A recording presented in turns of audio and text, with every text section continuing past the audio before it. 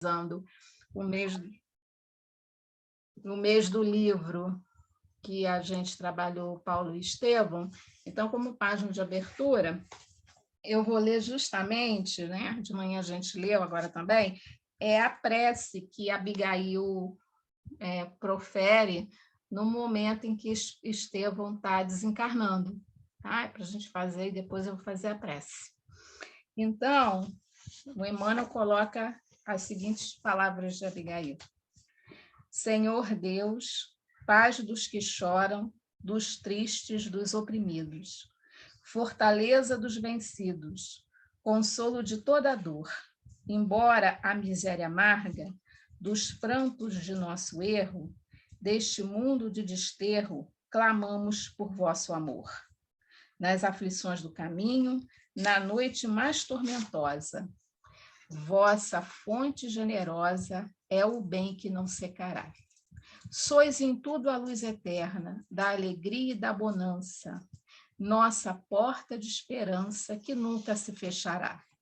Quando tudo nos despreza, no mundo da iniquidade, quando vem a tempestade sobre as flores da ilusão. Ó Pai, sois a luz divina, o cântico da certeza, vencendo toda aspereza, vencendo toda a aflição. No dia da nossa morte, no abandono, no tormento, trazei no esquecimento da sombra da dor, do mal. Que nos últimos instantes sintamos a luz da vida, renovada e redimida, na paz ditosa e imortal. Que assim seja, Senhor, com essas belas palavras desse espírito valoroso que é Abigail, faz parte dessa história belíssima que tanto nos comove, tanto nos toca o coração, envolvidos por tudo aquilo que este livro nos traz sobre o trabalho na nossa doutrina, no cristianismo. Nós agradecemos-te, Mestre Jesus, por essa oportunidade de estarmos reunidos em teu nome para mais uma reunião administrativa do 29º seu A e B Bangu e Redondezas. Que os nossos amigos espirituais estejam conosco, nos intuindo, nos inspirando, para que possamos falar, para que possamos tirar as diretrizes necessárias para que o nosso movimento se consolide, fique cada vez mais forte e que todos nós, os presentes e os ausentes, tomem consciência do quão importante é esse processo de unificação das casas espíritas para que o nosso espiritismo cada vez mais seja divulgado em sua pureza. Que assim seja, nós damos por iniciada a nossa reunião da tarde de hoje, graças a Deus. Gente, desculpa, mas vai ter participação especial da minha cachorra, porque ela tá aqui dentro de casa por causa da chuva. Ela não resiste, não, que ela daqui a pouco vai lá para andar na chuva, mas no momento ela está aqui, ela fica o dia inteiro atrás de mim, tá? Então, Jailton, a palavra é sua, seja bem-vindo. Obrigado. É bom a presença canina, hoje outros bichos, não tem problema não. Eles já vão se aproximando aí do que o humano pretende fazer, pelo menos pretende fazer de bom, né? Às vezes a gente que aprende com os bichinhos, né? Com algumas coisas que eles fazem. Mas o Jones me falou para a gente conversar sobre esse tema, que tem sido um tema bem buscado pelas pessoas. Eu não tinha visto, chegou o Túlio, boa tarde. Estamos aí. Então, o que a gente pode começar falando sobre isso, né? Primeiro, é saber sobre a real necessidade que a gente tem de se fazer ou não uma reunião híbrida, né? Já que as realidades são completamente diferentes de uma casa espírita para outra, são realidades diferentes de público, são realidades diferentes, de capacidade e, às vezes, técnica de se realizar um evento desse tipo, uma reunião desse tipo. Enfim, o que eu estava até refletindo hoje mais cedo, e até busquei, depois eu vou botar o link aqui, eu esqueci de pegar o link, numa palestra que o André Siqueira fez, pouquinho tempo atrás, para o CR, falando exatamente sobre a questão de reunião híbrida, é que a gente não perdesse nunca o objetivo de uma reunião espírita, né? Para que a gente se reúne, para que a gente se encontra, para poder estudar a doutrina espírita, para divulgar a doutrina espírita. Então, esse objetivo a gente nunca pode perder, né? E quando a gente fala de reunião híbrida, normalmente a gente está falando isso porque durante a pandemia, e a Érica está aí também, durante a pandemia, nós fomos meio que forçados a migrarmos para o ambiente virtual, porque senão a gente não teria outra possibilidade de nos reunir, né? Quando tudo estava fechado, as casas fechadas, a gente não podia estar fisicamente junto, nós fomos obrigados a utilizar o meio virtual para isso. O meio virtual já existia? Já. Esses softwares, esses aplicativos, eles já existiam? Já. Só que muitos de nós nunca buscamos conhecê-los porque não tivemos necessidade disso. Às vezes, até algumas pessoas falavam, e tem isso, tem aquilo e tal. Aí a gente parava e pensava assim, para que eu quero isso? Eu estou conseguindo atender o meu objetivo dentro da minha casa espírita, para que eu preciso disso? Né? Então, isso já é um primeiro ponto, pelo seguinte, algumas pessoas não precisavam antes, mas outras precisavam. Então, a gente tem um histórico aqui muito interessante, até mesmo eu posso falar sobre isso porque eu estou nesse trabalho virtual há 25 anos, né? Espiritismo.net tem 25 anos. Então, o que a gente percebia? Qual era o público da internet antes da pandemia? Na sua maior parte, aquelas pessoas em que não tinham facilidade de acesso à casa espírita. Então, a gente tem um exemplo de uma amiga nossa que ela virou trabalhadora do Espiritismo.net, mas a história dela foi a seguinte. Ela mora no interior do Mato Grosso do Sul, numa cidade chamada Amambai, que só tem um centro espírita. Até hoje, só tem um centro espírita. A cidade deve ter uns 25 mil habitantes, um negócio assim. Lá perto do Paraguai. Tá? Então, ela falou, quando ela se aproximou da gente, há muitos anos atrás, por que eu me aproximei de vocês? Porque como só tinha uma casa espírita na minha cidade e as atividades eram poucas, era uma ou duas vezes na semana, e eu tinha vontade de estudar mais, a única forma que eu consegui fazer isso foi buscando na internet. Então, eu encontrei vocês. E ela acabou virando trabalhadora e hoje é até diretora, dirigente aqui do trabalho. Né? Porque tem essa facilidade do nosso trabalho da internet. Os dirigentes cada um estão num estado, numa cidade. Né? Então, tem essa facilidade. Então, a necessidade era essa, no caso, até tinha centro espírita na casa dela, na cidade dela, mas era um só. Ou, às vezes, não tinha. Chegavam as pessoas buscando estudar pela internet, porque não tinha. Outra coisa que acontecia muito, mas muito bem, a pessoa saía do Brasil por alguma necessidade, às vezes de estudo ou de trabalho, enfim. O país que ela ia não tinha centro espírita. Então, ela buscava, através da internet, estudar o espiritismo com a gente. Então, tranquilo. Outra situação que o pessoal buscava muito a gente, e até hoje isso acontece. Por isso que é interessante a gente saber quem são essas pessoas, né? Que querem se instruir ou receber algum serviço espírita através da internet.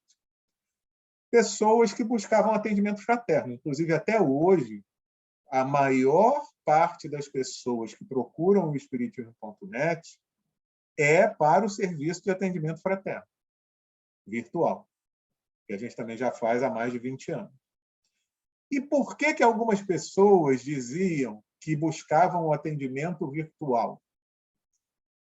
Muitas chegavam e diziam assim para a gente: olha, esse tipo de problema que eu quero relatar, eu podia até relatar na minha casa espírita, porque tem casa espírita aqui que eu frequento.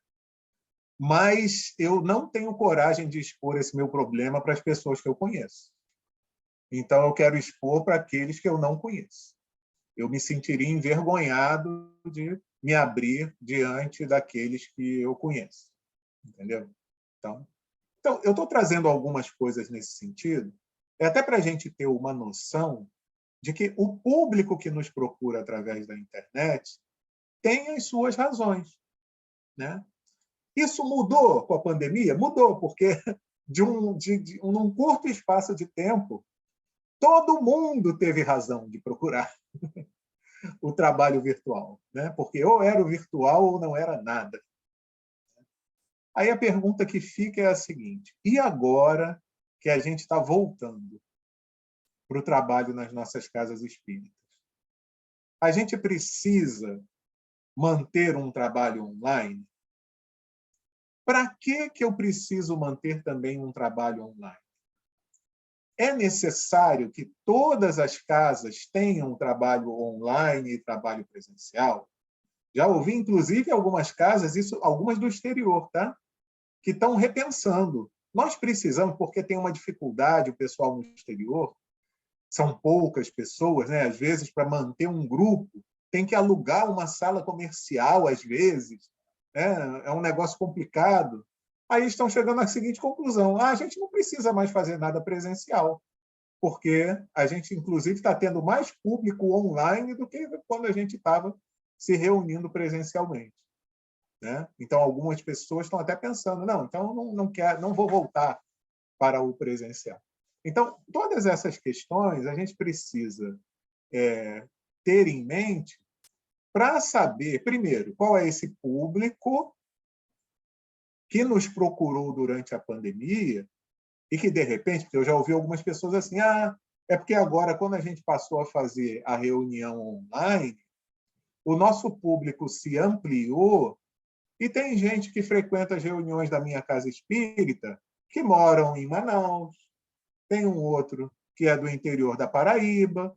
Então, se eu simplesmente voltar para a minha reunião presencial e não fizer mais a reunião online, eu estou abandonando esse público? Né? Então, são muitos os questionamentos que estão sendo feitos em relação a isso daí. Né? Então, uma coisa que eu acho que a gente não pode deixar de pensar é o seguinte: existiria falta de caridade de eu desassistir alguém que, se não for o meu trabalho, ele não terá acesso ao estudo espírita por nenhum outro lugar, né? Então, eu acho que isso é uma questão para a gente pensar. Mas a gente também tem que pensar o seguinte: será que todos esses trabalhos que hoje em dia a gente está fazendo online, quando a gente voltar a fazer presencialmente, nós vamos ter condições de nos multiplicar? Às vezes, casas que não têm trabalhador para manter o trabalho presencial, para fazer toda uma estrutura para também fazer um trabalho online? Eu acho que essa resposta é de cada um, porque cada casa sabe da sua realidade, sabe das suas condições de recursos humanos. Nós estamos tendo informações, eu não sei qual é a realidade do 29º seu, no caso aqui da Érica, do 27º, mas nós estamos tendo uma realidade com algumas casas que, agora que está voltando o trabalho presencial, que eles estão se deparando com a seguinte situação: os trabalhadores não estão voltando todos. Está faltando trabalhador. Mas o que aconteceu? né? O trabalhador não está voltando para o trabalho. Tem uma amiga minha que falou, mas é uma amiga minha até que não é nem do Rio, ela é de Caratinga, é uma casa espírita centenária, o Grupo Espírita Dias da Cruz, lá em Caratinga, em Minas Gerais. Ela falou, Jailton, está uma situação muito interessante, porque a gente está começando a formar novos trabalhadores, porque a casa voltou, os trabalhadores antigos não voltaram todos, mas o público aumentou. Tem muita gente nova na casa, muita gente procurando a doutrina, e presencialmente. E a gente não está dando conta, porque tem pouca gente para trabalhar. Então, desse pessoal que está chegando, a gente já está vendo mais ou menos um ou outro. Ah, você quer ajudar aqui nisso, quer ajudar naquilo? Eles estão dizendo, estamos formando uma nova equipe de trabalhadores. Por outro lado, tem um pessoal que não está querendo voltar por comodidade, porque quer ficar em casa. Né? Muito mais fácil. Nossa, às vezes, e essa foi a reflexão que o André Siqueira fez, às vezes o cara enfrentava um trânsito de 1h30, saía do trabalho cansado, tinha que pegar aquele trânsito todo para chegar na casa espírita, às vezes não conseguia nem comer direito, se alimentar direito, não dava para passar em casa para tomar um banho nem nada. Aí, às vezes, ele pode pensar assim, agora é mais fácil, eu fico em casa. Esse tempo que eu estou em casa, até posso curtir um pouco mais com a minha família e tal. Então, é uma reflexão que a gente precisa fazer também, se, de repente, a gente não vai passar a ter 2 tipos de públicos que precisam ser atendidos. Aí, qual a reflexão que a gente pode fazer? Uma delas, aí eu passo para a gente poder conversar, vocês perguntarem, a gente bater papo. A pergunta é, eu, na minha casa espírita, com a equipe de trabalhadores que eu tenho, eu teria, de repente, condições de atender a esses 2 públicos? Porque quando a gente fala em trabalho híbrido, a gente pode parar para pensar em várias situações, várias composições. Tem aquela clássica, né? Que é, eu faço a minha palestra na minha casa espírita presencial e transmito ao vivo pela internet. É um trabalho híbrido, não deixa de ser. Eu tenho um grupo de estudos, antes era só dentro da casa espírita. Eu posso fazer um grupo de estudos com uma parte do público no centro e outra através do Zoom ou do Google Meet, ou seja lá por onde for? Posso. Até posso. Ou eu posso fazer uma das atividades apenas presencial, num dia da semana, e no outro dia da semana eu fazer uma apenas online? Posso. Também. Eu vou poder atender um público e outro. Aí a pergunta que a gente faz é, eu tenho mão de obra para tudo isso? Então, a gente também tem que analisar, avaliar qual é o meu recurso humano para poder atender essas realidades, sem contar outras coisas. Eu quero fazer tudo isso. Não, eu quero assim. Eu quero que, quando o palestrante não puder ir à casa espírita, que ele faça a palestra da casa dele pela internet e eu projete num telão no meu centro que está com público.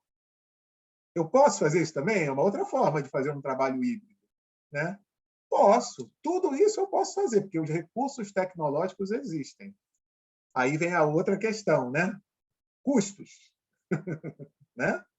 Porque para eu fazer tudo isso, eu tenho custos. Então, é da realidade da casa espírita fazer isso?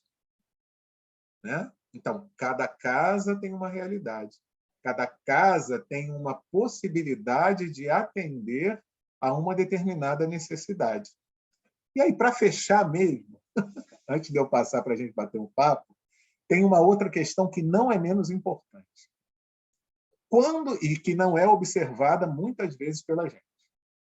Quando nós estamos expondo o nosso trabalho ao vivo pela internet, não estou falando de Zoom, não estou falando de Google Meet, estou falando com a gente que quer transmitir pelo YouTube, pelo Facebook, por alguma rede social. Eu tenho que ter um cuidado triplicado, que são os cuidados jurídicos. Entende? São os cuidados jurídicos, porque tem questões legais envolvidas nisso. Por exemplo, recentemente, nós fizemos uma reunião com a área jurídica da FEB. Porque o que aconteceu? Nós, no Espiritismo.net, temos alguns estudos que nós fazemos pelo YouTube, que são estudos de livros. E o que a gente chegou à conclusão? A gente faz lá o PowerPoint com o texto de um capítulo e estuda aquele capítulo um dia da semana. Na semana seguinte, a gente está no capítulo seguinte e assim vai.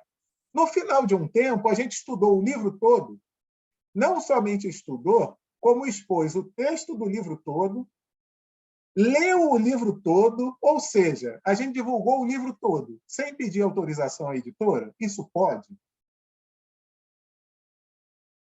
Não pode. Então, a gente tem que pedir autorização. Eles vão dar? Não sei, a gente está nessa conversa. Parece que vão dar. Entendeu? Então, tem uma série de questões que a gente precisa observar sob esse ponto de vista. Tem a Lei Geral de Proteção de Dados. Então, se você vai fazer uma interatividade com o público da internet, dependendo do nível de interatividade, a pessoa tem que autorizar se você vai divulgar o nome dela, se não vai, essas questões todas. A gente tem um trabalho sério que a gente teve que reformular com o atendimento fraterno. Quando a pessoa busca o atendimento fraterno, a primeira janelinha que abre agora para ela é um termo de consentimento e a gente esclarece que aqueles dados não serão usados para nada, não serão divulgados, não serão repassados para ninguém.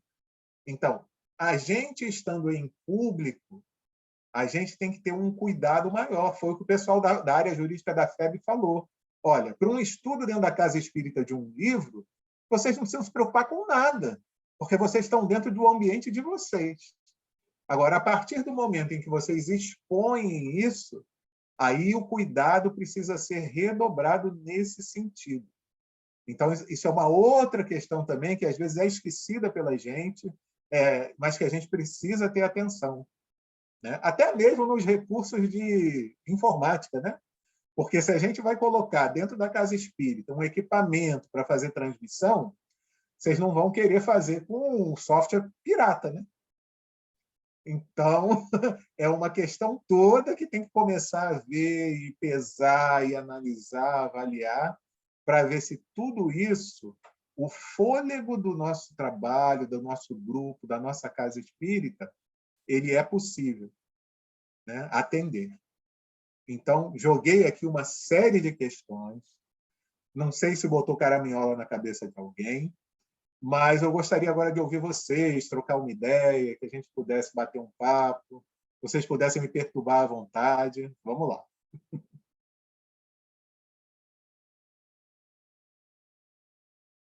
Os tímidos e os menos tímidos também. Eu queria falar uma coisa sobre isso que você está dizendo aí. Olha, eu já fui logo falando, levantei a mão, porque ninguém estava se predispondo a falar, então fui logo falando. Essa coisa de colocar assim publicamente, né? Às vezes nós vamos fazer uma palestra na casa de alguém e depois é que a gente sabe que a palestra vai ser gravada, às vezes está sendo gravada e você nem percebe, né? No meio da palestra que você pensava que está sendo gravada e depois aquilo vai a público. Eu, particularmente, não me sinto à vontade quando eu sei que está sendo gravado, porque a gente fica cheio de dedos. Eu lembro muito do Álvaro Crispino. Ele pergunta: estão me gravando? Toda hora ele pergunta se está sendo gravado. Porque quando a gente está sendo gravado, é uma coisa que vai ficar guardada e que algumas pessoas podem até utilizarem para estudo, né? Como a gente vai na internet buscar vídeos para organizar as nossas palestras, nossos estudos e tal. E aí, se você fala uma coisa enganado, se você dá um deslize e nem percebe, aquilo fica ali gravado. Então, quando você sabe que vai ser gravado, tem que ter um cuidado maior na sua exposição, né? Porque, às vezes, a gente está num clima muito informal, até conversando com o público, né? Falando com o público de uma maneira informal, como se estivesse batendo um papo, expondo o assunto, mas de uma maneira bem coloquial. E daí, se for gravado, eu acho que tem que ser uma coisa mais formal. E aí a gente precisa ser informado disso, né, para saber se vai realmente querer que a sua imagem seja exposta, né, e tudo mais, e a gente às vezes não tem esse cuidado. né? Eu achei bastante interessante o que você colocou. Você falou uma coisa, antes de passar para o Paulo, que é muito importante, né? E que é um cuidado também que a gente tem buscado ter, mas ainda não conseguiu fazer com todas as atividades nossas. É que é o termo de autorização de uso de imagem e voz, né? Uhum. Então, já tem algumas casas espíritas que gravavam palestras ou que transmitiam ao vivo que tinham isso. Não sei se algum de vocês pegaram isso, mas que quando chegava na casa, avisava, olha, essa palestra vai ser transmitida ao vivo ou vai estar sendo gravada, e aí dava um termo de autorização de uso da imagem e voz para o fulaninho lá assinar, né? Porque é realmente isso que você está falando. Tem coisas que a gente fala na intimidade para um grupo, Sim. mas tem coisas que a gente não fala para o público em geral. Eu me lembro que quando a gente começou, na época que eu estava lá no Centro Espírita Leon Denis, a transmitir as palestras ao vivo pela internet, teve um fato que marcou a gente e que tem a ver com isso que você está falando. É porque o palestrante ele não sabia que estava sendo transmitido ao vivo. E ele fez uma piada de português no ar. E não é que tinha uma pessoa de Portugal assistindo? Ai, meu Deus! E que reclamou. Jesus! Pois é. Entende? Então, essas questões, está vendo? Como quando a gente entra num outro plano, num outro âmbito, tem alguns cuidados que a gente não tomava antes que a gente tem que tomar. Quantas figuras públicas caíram porque vazou, né? Lembra aquele negócio? Saiu pela parabólica, saiu não sei por onde. O cara falou uma coisa na intimidade que talvez a gente falasse. Mas se for ao público, nossa, acaba com a gente, né? Então, realmente, é um cuidado. Vai lá, Paulo. Opa, boa tarde para todos. O nosso caso é o seguinte, o Grupo Espírita Amor e Caridade João Batista. Estamos no presencial, né? Tá bom lá, tranquilo, sexta-feira, sábado, e hoje teve distribuição, tá tudo normal. Mas o que acontece? A única atividade que continuou online é quinta-feira, 7h30, o estudo do livro Pão Nosso. Então, desde que começou a pandemia, todo dia tinha reunião online, né? Virou moda, todo mundo. Aí, o que acontece? Foi encerrando, e você falou do livro aí, rapaz, a gente nunca pensou em consultar se pode estudar o livro Pão Nosso. Aí acontece uma coisa curiosa. Nós estudamos, nós temos o grupo da casa, o WhatsApp da casa, os frequentadores. Mas começou a aparecer pessoas de fora, por exemplo, temos companheiros de Campo Grande, temos pessoas de Realengo. Então, aí criamos no Zap o grupo do Pão Nosso. Então, tem o grupo do João Batista, e tem o grupo do Pão Nosso, que são pessoas de fora, que não são do João Batista, mas que participam toda quinta-feira. E aí você falou do direito autoral, será que eu tenho que consultar isso aí? A gente já está aí, a gente já está praticamente mais da metade do livro, né? Que aí fica tranquilo, eu tenho que ter algum respaldo aí para poder continuar desenvolvendo o livro. Porque você falou que o estudo é pelo grupo de WhatsApp? Então, o grupo de WhatsApp é como se fosse... Peraí, o grupo do WhatsApp é para divulgar. Né? A gente faz pelo Google Meet. Não, pelo Google Meet não tem problema, que é como se você fizesse dentro de uma casa espírita. Se fizesse aqui no Zoom, a mesma coisa. Como é o nome dele? Gente, eu esqueci, que é lá do Jurídico da FEB. Ele falou. O problema é quando você vai, por exemplo, para uma rede social e que aquilo fica disponível lá, direto, entendeu? Então, a qualquer momento, você pode acessar o conteúdo completo da obra. Nós não gravamos, não. Nós não gravamos, não. Se a pessoa não pôde naquele dia, não tem problema, mas não há gravação, não. Então, não há nenhum problema. Quanto a isso, pode ficar tranquilo. Tá joia, então. Érica.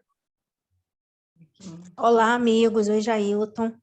Então, já aconteceu, né, numa live dos embaixadores, um expositor, até né, fazendo a live, e, de repente, eu fui procurar a live no canal da TV Serge e não encontrei. Aí eu perguntei, né, pro André Alves, e aí o André Alves falou assim, não, o próprio expositor teve uma fala no final e ele pediu que fosse editado, que tirasse do ar, né, e que ele ia fazer uma revisão, porque ele mesmo não gostou do que ele falou no final. Então, assim, realmente, né, a gente precisa estar muito preparado para essa questão do ao vivo, né? E porque é uma situação bastante, às vezes, se a gente não tomar cuidado, pode acabar constrangendo alguém, né? Ou então ferindo algum grupo étnico, alguma coisa assim. Existem termos que a gente está reaprendendo, né? A gente está desconstruindo para poder aprender o certo dentro do respeito ao outro. E realmente a gente é um mundo que é novo, né? Através da necessidade, não para você muito não, né, Jair, que está nessa caminhada aí há 25 anos, mas para a gente realmente é um mundo muito novo, né? Então, assim, no CELC, que na Casa Espírita aqui do 27º CELC, que eu frequento, a gente teve uma ampla discussão, né? A gente fazia as palestras gravadas, e aí depois, quando a gente ia voltar ao presencial, a gente conversou, como é que vai ficar isso? Ah, vai fazer ao vivo? Não vai? Eu falei assim, olha, se for fazer ao vivo para todo mundo, eu falei, não me chama, porque eu não vou fazer, eu não quero, não vou querer. Então, a gente combinou o seguinte, depois de ampla discussão, vamos, então, marcar com o expositor, ele vai fazer. Aí a gente pergunta se ele e a pessoa que vai ficar dirigindo se autoriza, né? Porque a câmera, o celular fica virado somente para o expositor e para a pessoa que faz a direção. Até Paulinho fez recentemente uma palestra lá. Então, a gente fala, você autoriza? Aí, se ele falar assim, não, eu autorizo. Então, o Paulo, por exemplo, chegou lá, ele assinou o termo, né, de autorização de imagem e voz dele. E aí, a gente foi para a edição e coloca no canal, depois de um tempo, depois que passa, né, por uma revisão e tudo mais, a gente edita e coloca lá. Mas se o expositor falar assim, eu não quero ser gravado, ou o dirigente do dia fala que não quer ser gravado, a gente não perde o expositor nem perde o dirigente, simplesmente a gente não grava. A gente não grava, mas o expositor, ele vai lá, porque a gente entende que a prioridade nesse momento é atender ao público que voltou para a casa espírita, né? E aquele que não pode ir à casa espírita e que naquele dia, mas não foi gravada essa palestra, não, o expositor não autorizou a gravação, mas tem um assunto num canal tal, parecido com outro expositor. Então, a gente, assim, não deixa que a pessoa fique sem a informação, eu acho que isso é o mais importante, né? Não deixar que a pessoa fique sem aquela informação, sem aquele conteúdo, se a gente tem como indicar um outro, não é mesmo? E uma pergunta que me tocou muito, né, numa reunião do seu, só para finalizar aqui, uma casa espírita nossa, né, falou assim, eu vou ter que me sentir diminuído enquanto, né, o presidente da casa, porque a gente voltou para o presencial e não está fazendo nada virtual, eu sou menos importante por causa disso. Aquela pergunta, assim, gente, veio como se fosse uma flecha no meu coração. Eu falei, não, pelo amor de Deus, de maneira alguma. Se não há condições, né? Se não há condições de fazer, não há trabalhadores para fazer as questões virtuais e as presenciais ao mesmo tempo, ou num dia e outro no outro, faça o que vocês podem fazer, mas a casa espírita ela precisa funcionar.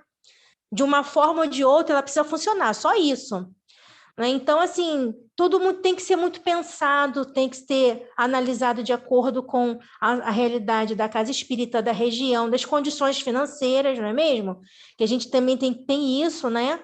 Então, assim, e o respeito que a gente tem que ter por todos aqueles que estão trabalhando nessa seara maravilhosa. O importante é que o público tenha a informação. Se a casa espírita não tem condições de dar aquela informação, a gente indica, olha, mas na casa espírita tal tem. Lá na outra região tem. Próximo de você ou virtualmente, a gente tem como indicar, né? Obrigada. Olha, é bem isso mesmo, Érica. Eu achei interessante a sua fala. Teve uma hora que até você falou o cuidado que a gente tem que ter com certas coisas que a gente fala, né? Que às vezes pode ferir o outro, né? E fora ferir a legislação. Então, existem certos programas de computador, certos ambientes na internet, que eles até facilitam um pouco a nossa vida, porque eles sinalizam para a gente algumas coisas. Então, o próprio Zoom aqui, quando a Lília botou para gravar, não abre uma janelinha dizendo que vai ser gravado? Quando você clica ali para ir adiante, você está concordando que você está sendo gravado.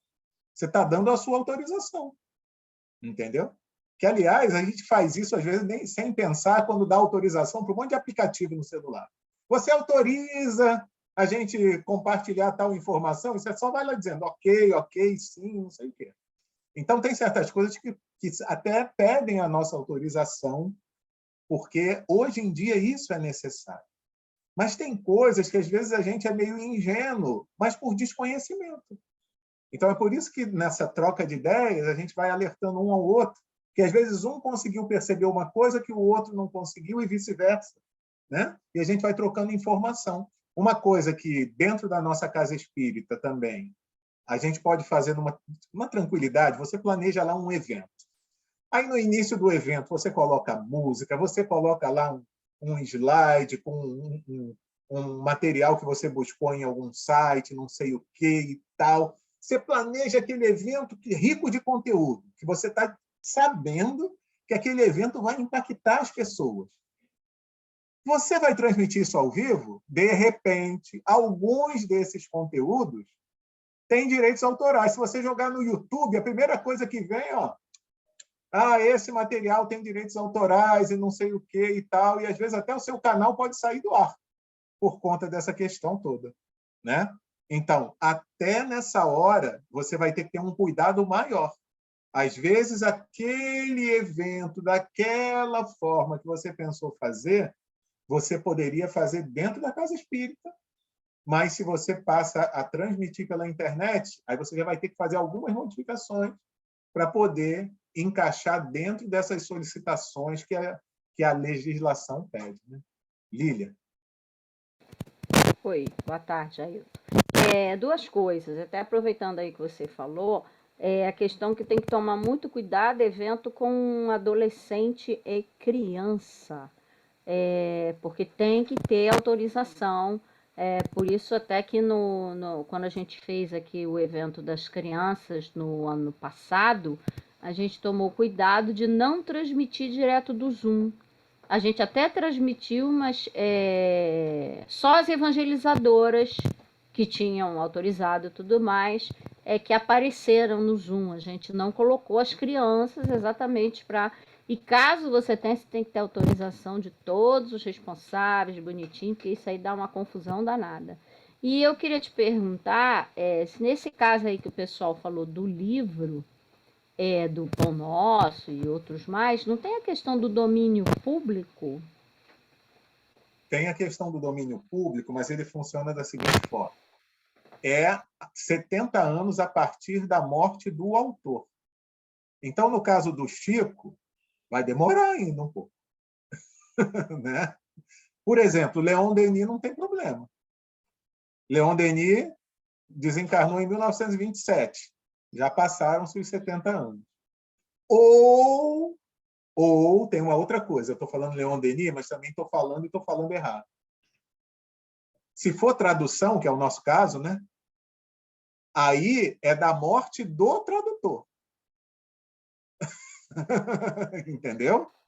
Isso aí eu não sabia, porque como eu trabalho com música, eu sei que, por exemplo, música, se o cara já morreu há 70 anos, você pode usar tranquilamente, que não tem problema. Por exemplo, Bach, Beethoven, isso aí você pode usar à vontade. Até Cartola não, Cartola tem menos tempo. Mas o que você não pode Gonzaga, alguns você tem condição. E alguns autores também, mas depende exatamente. Mas essa questão da tradução eu não sabia, não. Exatamente. Então tem que ter atenção a isso. Por exemplo, vamos pegar um autor brasileiro que o livro Parábolas e Ensinos de Jesus, de Caspar Schutel, foi escrito em 1928. Caspar Schutel desencarnou em 1938. Então, tranquilo. Não tem o menor problema. Inclusive, isso para algumas editoras, elas ficam até assim, porque se eu quiser editar o livro de Caibá pela minha editora, eu não preciso pedir autorização ao Clarim, não. Entende? Porque já passou o tempo, então já caiu no domínio público. Qualquer um pode editar, sabe? Até a FEB estava falando agora. Você tem os livros da FEB, de Kardec, traduzidos por Guilhom Ribeiro, traduzidos por Manuel Quintão, esses já estão no domínio público. Agora, tem traduções feitas pelo Evandro Noleto, recente, aí não, o Evandro ainda está encarnado. Aí já não tem, você já não pode usar da mesma forma. Entendeu? Então, tem todas essas questões, são muito interessantes, porque a gente precisa ter atenção mesmo a essas coisas. E a gente não faz por mal, vocês vejam, que a gente faz é por desconhecimento mesmo, sabe? E isso tudo também é levado em conta. Porque quando a gente foi falar agora com a FEB, a gente falou com eles, olha, a gente só se tocou para isso agora. Mas a gente já fez vários estudos dos livros de vocês. Entendeu? A gente tem vários desses estudos aí. Ah, não, então tem que pedir autorização para esses que já passaram também. Mas não se preocupem com isso. A gente vê isso aí com tempo e com calma. Tá bom. Né? É uma questão muito interessante mesmo. Andréia, vai lá. Ah, sim, só uma coisa, Lília. Essa questão das crianças, até o YouTube tem uma política sobre isso. Se você vai botar um vídeo que você diz que ele é para criança, o YouTube não permite a abertura do chat, dos comentários. Tudo isso é cortado, entende? Você avisa lá. Ele pergunta, é para criança? Se você marcar é para criança, é completamente diferente a visualização do vídeo. Entendeu? Vamos lá, Andréia. Falar que a gente só tem mais de 10 minutos dessa reunião. Não fique com seus corações agoniados, que, de repente, se o assunto necessitar de mais conversa, a gente mais lá na frente pode estar marcando outra conversa, só o início. Não, isso que você está... eu ia falar justamente com relação a isso das crianças, né, que é melhor nem passar, né, por YouTube, questão de criança, para segurar. Você está falando da questão, assim, na nossa casa espírita, a gente está passando isso, que é uma casa muito pequena, então, realmente, os trabalhadores não estão voltando, enfim. Eu falei até numa outra reunião que a gente teve, que eu estou praticamente sozinha na direção da casa. Eu falei assim, o que a espiritualidade estava na cabeça quando fez isso? Mas assim, mas o que a gente... Para a gente, por exemplo, uma reunião de estudo, a gente ainda vai continuar pelo YouTube, pelo Zoom, porque a gente ganhou em qualidade, que as pessoas que estão no grupo adquiriram o hábito de estudar antes de entrar no estudo, entendeu? A gente não faz, por exemplo, a gente está estudando o Céu e o Inferno, todo mundo que estuda já entrou com o caso que a gente está estudando lido, marcado, pesquisado. Então, a gente está ganhando nisso. Então, com isso, a gente está formando novos trabalhadores. Então, a gente está pensando, no ano que vem, voltar efetivamente com as atividades presenciais todas. A gente vai fazer um grupo de estudo do introdutório da doutrina espírita lá para junho e julho, para as pessoas que estão chegando e necessitam, mas a gente vai fazer efetivamente, que a gente pensou assim, vamos devagar, vamos nos organizar, vamos devagar, mas eu acho que esse grupo de terça-feira a gente deve continuar, até porque nós temos muitas senhoras com dificuldades de trânsito. E outra coisa que a gente tem que falar também, como é o caso da nossa área, a gente mora numa área perigosa, entendeu? Então, às vezes, para sair à noite é complicado. Então, realmente, o online ajudou nesse sentido, né? Então, assim, é só para a gente estar dando esse depoimento, a gente falar que eu acho que... E o tempo dirá como é que será. E tem a ver, como você falou, com a realidade de cada um. Com a realidade então, de cada repente, eu já vi isso também. Tem casas espíritas que as reuniões que eram à noite, eles não voltaram presencial. Eles só estão fazendo as reuniões presenciais no horário da manhã e da tarde. A gente abriu uma de manhã que está muito bem sucedida, Pois porque é. as senhoras estão conseguindo ir com mais tranquilidade, entendeu? Então, isso é um fato. Então, eu acho que a gente está, como falando, a gente está vivendo uma nova era, a gente está, né, tá buscando novos caminhos que virão aí, mas eu acho que a gente tem que ir devagar. E isso que você falou da questão da imagem é muito importante. E outra coisa que a Erika falou, só rapidamente, hoje em dia a gente não tem que tomar cuidado com a linguagem somente quando nós estamos sendo transmitidos pelo YouTube. A gente tem que tomar em qualquer reunião que a gente faça, porque nós estamos, graças a Deus, tomando consciência que certas coisas realmente são inadmissíveis da gente estar falando, que antes era considerado brincadeira, engraçado, isso e aquilo, e hoje não é mais. Isso é maturidade. Isso não é nem cerceamento, nem nada disso, é maturidade mesmo, que a gente está tomando consciência o quanto certas palavras que para a gente não tem a menor importância, fere outras, profundamente. E se é fora da caridade não há salvação, a gente tem que respeitar isso. Em qualquer fala, no estudo, numa reunião pública, seja qual for, a gente ter esse cuidado com os termos, a forma como a gente coloca. Eu acho que é uma evolução enorme que a gente ganhou enquanto humanidade, esse politicamente correto. Né? É uma que é um forma respeito de nos pelo outro. né? Nos Exatamente, exatamente. Entendeu? Antônio? Então, Jailton, assim, a gente vê que a questão é realmente muito, muito delicada, né? E a gente, por ignorância, acaba podendo ferir determinadas situações que são realmente não podem ser feridas. Com relação a... Quando a gente produz um documento científico, né? Normalmente você cita obras. Tá? E quando você dá os créditos, normalmente isso está... Você pode até publicar, você pode divulgar, porque você deu os créditos direitinho. Com relação a essa divulgação, de quando você está fazendo uma live, alguma coisa, você coloca um texto, ou se você der os créditos dizendo a obra, é quase uma divulgação gratuita que você está fazendo da obra, você está fazendo uma divulgação doutrinária, né? E indicando essa obra do fulano de tal que você compra na FEB, tal, né? Ou seja, sem receber nada, você está divulgando a obra. Nesse caso, quando você dá os créditos, teria algum problema também? Mesmo dando os créditos, você tem que ter isso documentado? Você sabe me dizer isso?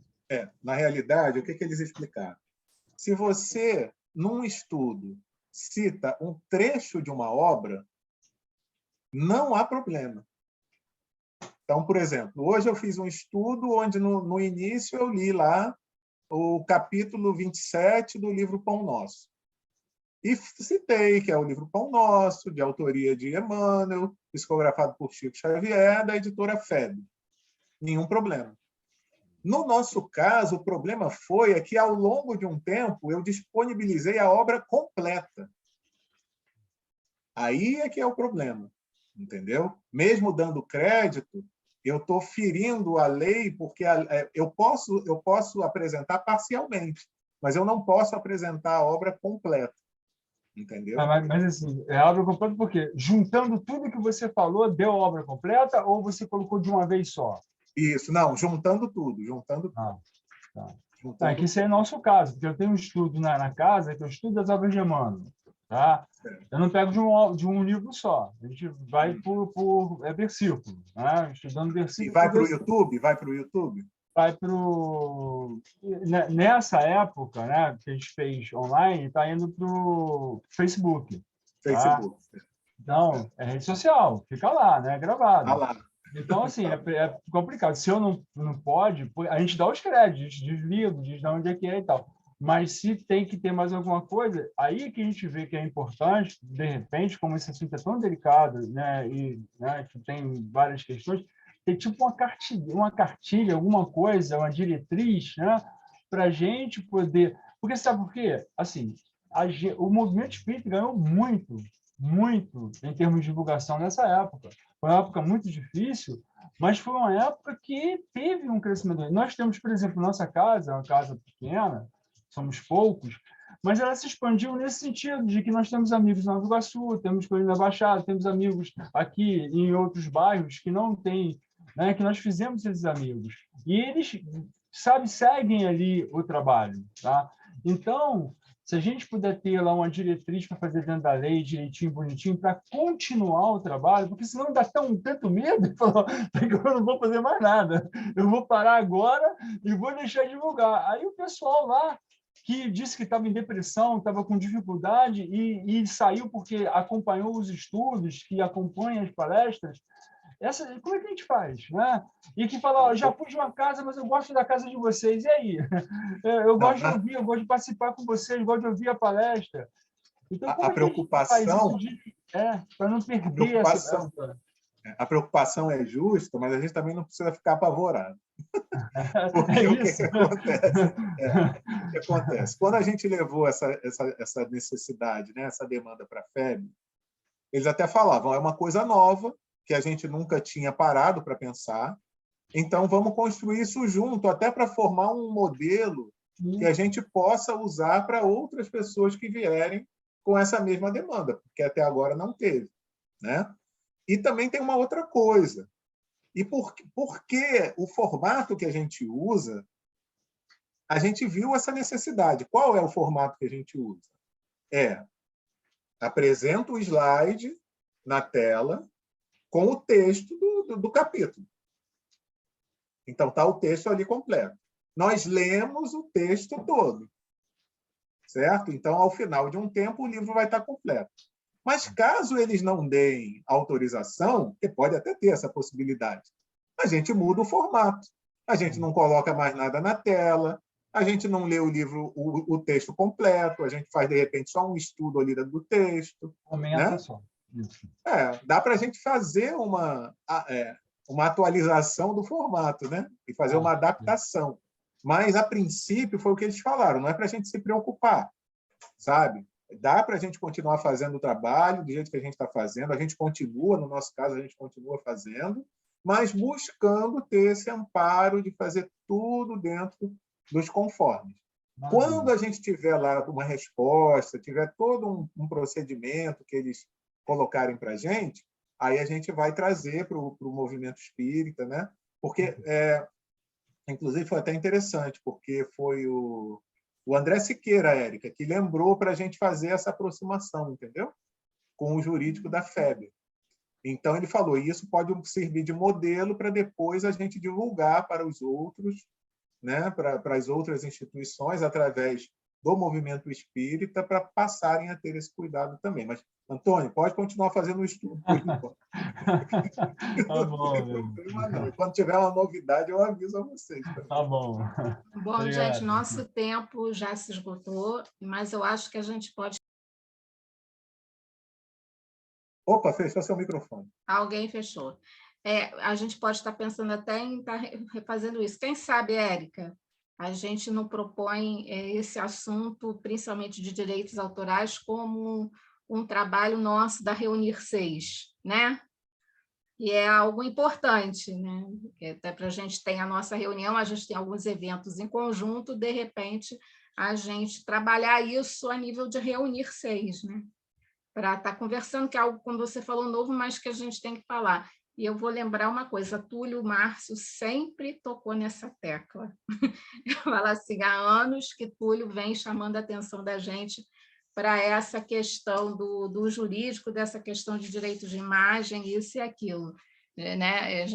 Agora a gente está despertando para isso. Então, a gente quer agradecer ao Jailton pela presença, e aí os companheiros que não são do 29º seu também presente, Érica, a Sandrinha, por estarem aqui. Mês que vem a gente tem outro, que eu não sei qual é o tema, desculpe, eu não tenho aqui qual é o assunto que a gente vai tratar, mas depois a gente vai divulgar. E a gente agradece... André, falando da comunicação na Casa Espírita, com o André. Que é o Beto, né? É o Beto do Sérgio. Viu? Aí, na semana que vem, o nosso companheiro, que é o diretor da área de comunicação social espírita do CERJ, vai estar aqui com a gente falando da comunicação na casa espírita. Vamos continuar esse assunto. Então, a gente agradece a presença de vocês. Vocês estão livres para seguir, Muito que a obrigado, gente eu que ainda agradeço. tem a nossa reunião administrativa. Então, tá bom. Meus amigos, foi um prazer, tá? Quando precisarem, estamos aí, tá bom? Igualmente, Jailton. E quem conta sabe com a em breve gente. uma reunião presencial também, né? Para a gente Ah, assagrar. com certeza, a gente está precisando, não, com certeza. Então, tá bom, meus amigos. Tá, Fiquem fique com com Deus. Deus. Bom, Tchau. tchau, tchau. Bom, vamos dar continuidade. A chuva está caindo com toda a força e vontade aqui. Não sei se vocês estão ouvindo barulho, acho que está em tudo, né? Está muito, então vamos. Não, Lília, em Campo Grande não. Aqui tá temporal bacana, bacana. Vocês devem estar ouvindo barulho.